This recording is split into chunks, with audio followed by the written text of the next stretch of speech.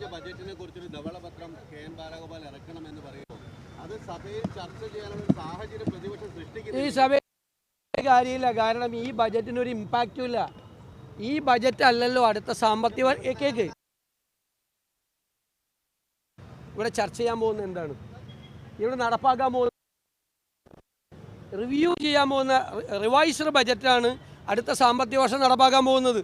ഞാൻ ചോദിക്കട്ടെ, ഈ ബാലഗോപാൽ ഇപ്പോൾ ഗവൺമെൻറ്റിൽ വന്നല്ലോ, ഈ 2021 ഐസക് ഒരു ബജറ്റ് അവതരിപ്പിച്ചിട്ടുണ്ടായിരുന്നല്ലോ. ആ ബജറ്റ് അല്ലല്ലോ ഇവിടെ നടപ്പാക്കിയത്, ആണോ? ബാലഗോപാൽ ഒരു റിവൈസ്ഡ് ബജറ്റ് അവതരിപ്പിച്ചല്ലോ.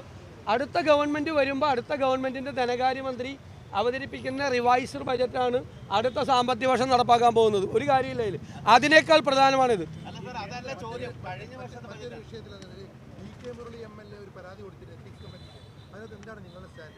അല്ല, ഞങ്ങളുടെ സ്റ്റാൻഡ് ആ എത്തിക്സ് കമ്മിറ്റിക്ക് ഒരു കോമ്പീറ്റൻസും ഇല്ല. ആവശ്യമില്ലാത്തൊരു പ്രീസിഡൻസ് ഉണ്ടാക്കാൻ പാടില്ല. പരാതി പോലും മെയിൻറ്റെയിനബിൾ അല്ല. സഭയിൽ ചർച്ച ചെയ്യണമെന്നാണ് ആ പരാതിയിൽ പറയണത്. അതായത് ഏതെങ്കിലും ഒരു കേസിൽ ഏത് MLA ആയിക്കോട്ടെ, ഇപ്പം എത്ര പേരുണ്ട് MLA കേസിൽ പ്രതികളായിട്ടുള്ളവർ ഇല്ലേ? മുകേഷ് MLA ഒരു റേപ്പ് കേസിൽ പ്രതിയല്ലേ? അല്ലേ? കേസിൽ പ്രതികളായിട്ടുള്ള MLA എത്തിക്സ് കമ്മിറ്റി കൂടി ഡിസ്ക്വാളിഫൈ ചെയ്യണം എന്ന് പറയുന്നതിനോട് ഞങ്ങൾക്ക് യോജിപ്പില്ല. അതിനുള്ള അധികാരം എത്തിക്സ് കമ്മിറ്റിക്കും ഇല്ല, നിയമസഭയ്ക്കും ഇല്ല, കോമ്പിറ്റൻസി ഇല്ല. അപ്പോൾ ഒരു ആവശ്യമില്ലാത്ത പ്രീസിഡൻസ് ഉണ്ടാക്കാൻ പാടില്ല. അത് ഈ ഒരു സിംഗിൾ കേസിൽ ഉള്ള നിലപാടല്ല, പൊതു നിലപാടാണ് ഞങ്ങൾക്ക്. അതവന് ആർക്കെതിരെ വേണമെങ്കിലും കേസെടുത്ത് അയാളെ നിയമസഭയിൽ നിന്ന് പുറത്താക്കണമെന്ന് എത്തിക്സ് കമ്മിറ്റിയിൽ ഭൂരിപക്ഷം ഉണ്ടെങ്കിൽ പാസ്സാക്കിയിട്ട് സ്പീക്കർ അത് പാർട്ടിക്കാരനാണെങ്കിൽ പുറത്താക്കാമല്ലോ. അത് ഒരിക്കലും വരാൻ പാടില്ലാത്തൊരു പ്രീസിഡൻ്റാണ്, ഒരിക്കലും വരാൻ പാടില്ല. അക്കാര്യത്തിൽ ഞങ്ങളുടെ ഉറച്ച തീരുമാനമാണ്. പാലക്കാട് MLA കാര്യത്തിൽ ഞങ്ങൾ സംഘടനാപരമായ ശക്തമായ തീരുമാനമെടുത്ത് അദ്ദേഹത്തെ ഞങ്ങൾ പാർട്ടിയിൽ നിന്ന് പുറത്താക്കി. പക്ഷേ നിയമസഭാംഗത്വം പ്രതിയായ ഒരാളുടെ നിയമസഭാംഗത്വം കളയാൻ പാടില്ല. ഇപ്പോൾ കൺവിക്റ്റ് ചെയ്തു ആൻ്റണി രാജുവിൻ്റെ, അപ്പോൾ നിയമമുണ്ട് അത് കളയാൻ, നിയമമുണ്ട്, സുപ്രീം കോടതി വിധിയുണ്ട്, അല്ലാതെ നിയമമുണ്ട്. ഒരു കേസിൽ പ്രതിയായി എന്നതിൻ്റെ പേരിൽ ഒരു MLA എല്ലാ MLA കേസിൽ പ്രതികളാണ്. ഏതെങ്കിലും കേസിൽ പ്രതികളായ MLA അപ്പോൾ എല്ലാവരെയും ഡിസ്ക്വാളിഫൈ ചെയ്യുക. അല്ലേ? നമ്മളെല്ലാം പ്രതികളാണ്, ഞാനടക്കം ഞങ്ങളെല്ലാം ഓരോ കേസിൽ പ്രതികളാണ്. MLA കോടതി പോയി കൊച്ചിയിൽ അന്വേഷിച്ചാൽ എല്ലാ MLA കേസിൽ പ്രതികളാണ്.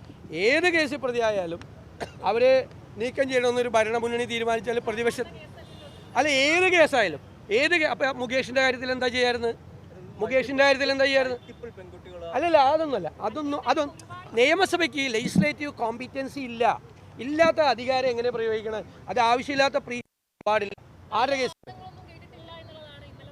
അല്ലല്ല, അതൊക്കെ പിന്നീട് സംസാരിക്കും. വേറെ എന്തെങ്കിലും ഞാൻ വ്യക്തമാക്കിയത് കേട്ടില്ലേ? SIT-യിലെ മുഖ്യമന്ത്രിയുടെ ഓഫീസ് അനാവശ്യം സമ്മർദ്ദം ചെലുത്തുന്നു. കേസ് അന്വേഷണം മന്ദഗതിയിലായി. കേസിലെ പ്രതികൾ ഒന്നൊന്നായി. സുപ്രീം കോടതി വരെ ജാമ്യം കൊടുക്കാത്ത കേസാണ്. എന്തിനാണ് ഇങ്ങോട്ട് ജാമ്യം? അയ്യപ്പൻ്റെ സ്വർണം കെട്ടിട്ട് ജാമ്യത്തിൽ വരുന്നോ എന്ന് CPM നേതാക്കളോടാണ് ചോദിച്ചത് സുപ്രീം കോടതി. എന്നിട്ട് സുപ്രീം കോടതിയും ഹൈക്കോടതിയും ജാമ്യം കൊടുക്കാത്ത പ്രതികൾക്ക് സ്റ്റാറ്റ്യൂട്ടറി ജാമ്യം കിട്ടിയ ഒരു പുറത്തിറങ്ങാനുള്ള അവസരം ഉണ്ടാക്കി കൊടുത്തത് ആരാ? SIT ആണ് ഉണ്ടാക്കി കൊടുത്തത്. അത് മുഖ്യമന്ത്രിയുടെ ഓഫീസിൻ്റെ നിർദ്ദേശാനുസരണം. അതാണ് ഞങ്ങളുടെ നിലപാട്.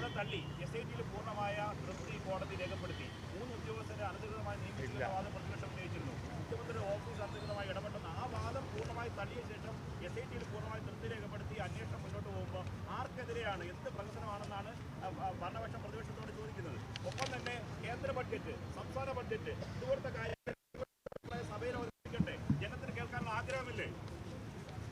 ഒരുപാട് ചോദ്യം ചോദിച്ചു. ഞാൻ ഒരു ചോദ്യത്തിന് മറുപടി പറയാം.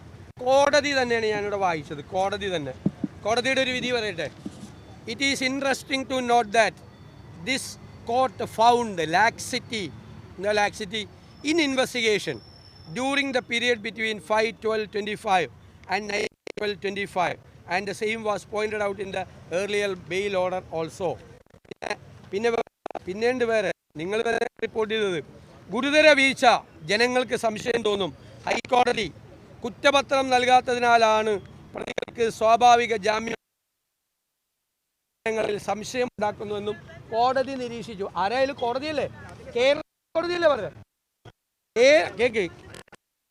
അവർ ചോദിക്കും വരട്ടെ, നിങ്ങൾ മാത്രം പറഞ്ഞു. അല്ലല്ല, ഞാൻ ഹൈക്കോടതിയല്ലേ, ഞാൻ ഹൈക്കോടതിയുടെ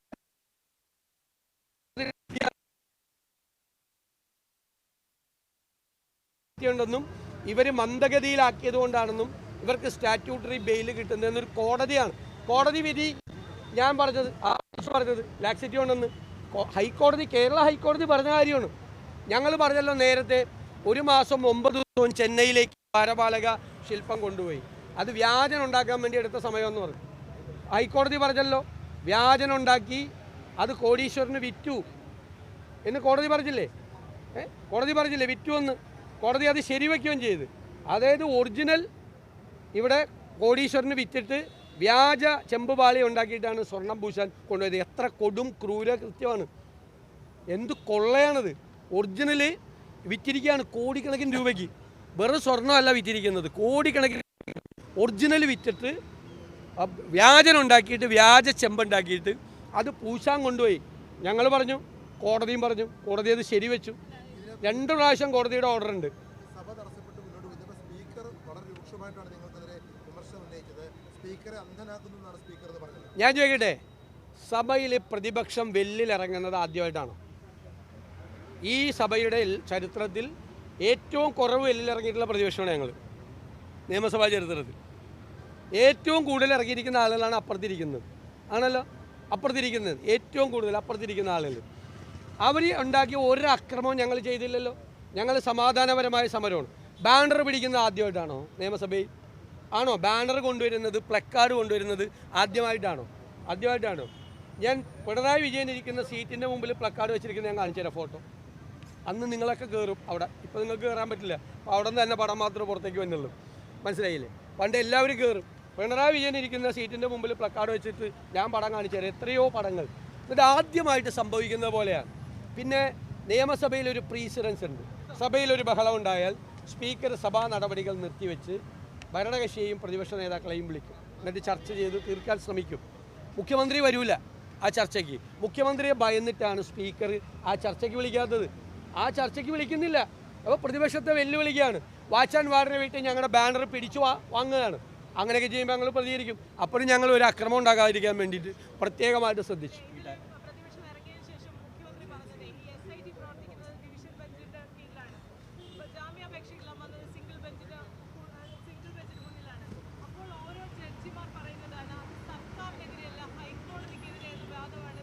അതെങ്ങനെ?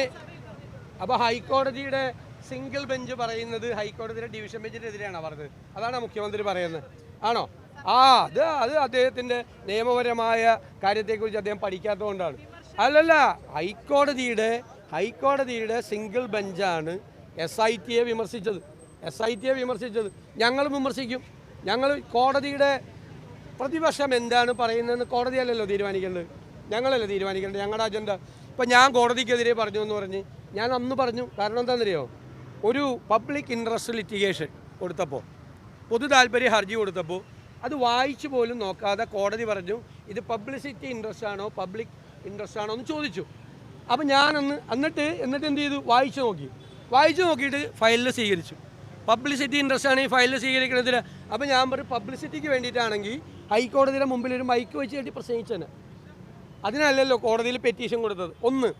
അപ്പോൾ ഇന്ന് നിയമമന്ത്രിയും എല്ലാവരും അത് ആവർത്തിച്ച് CPM സൈബറൊക്കെ എന്നെ അറ്റാക്ക് ചെയ്യുക. അപ്പോൾ എല്ലാവരുടെയും ശ്രദ്ധയ്ക്ക് ഞാൻ ഒരു കാര്യം പറയുകയാണ്. SNC ലാവ്ലിൻ കേസ് CBIക്ക് വിട്ടൊരു ചീഫ് ജസ്റ്റിസ് ഉണ്ടായിരുന്നു, VK ബാലി.